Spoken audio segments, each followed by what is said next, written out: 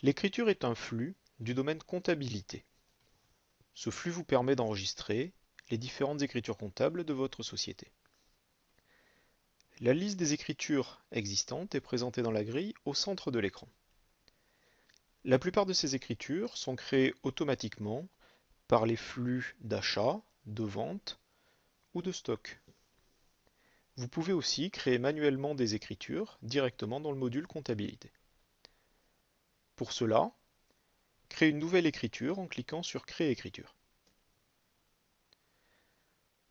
Vous pouvez ensuite soit renseigner directement les différents champs de l'écriture à la main, soit, plus simplement, choisir un modèle d'écriture que vous avez préalablement défini.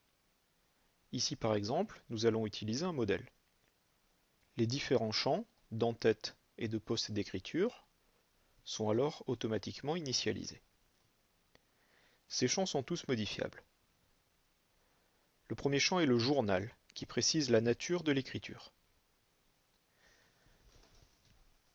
Tous ces journaux permettent de classifier l'écriture, et le journal Provision a une caractéristique particulière, car il permet d'enregistrer une écriture et de la reprendre automatiquement au premier jour de la période comptable suivante.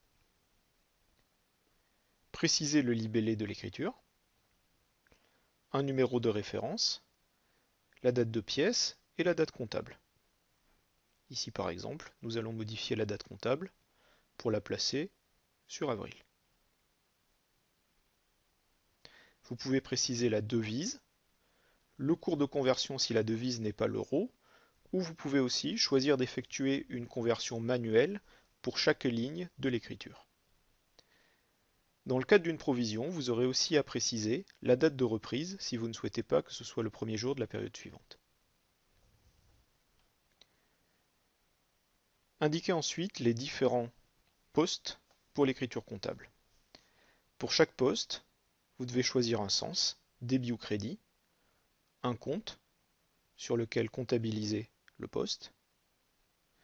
Certains comptes nécessiteront de renseigner un auxiliaire, par exemple compte fournisseur, compte client, compte de banque.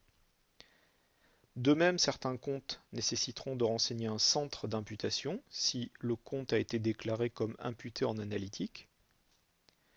Vous devrez ensuite préciser le montant devise et éventuellement le montant euro si la devise de base n'est pas l'euro. L'écriture doit être équilibrée et vous devez donc avoir autant de montants au débit qu'au crédit au total. Le tableau en bas de l'écran vous permet de contrôler que le débit est bien égal au crédit, à la fois en devise et en euros. Une fois terminé, cliquez sur Créer pour comptabiliser l'écriture. Un nouveau numéro d'écriture est alors généré.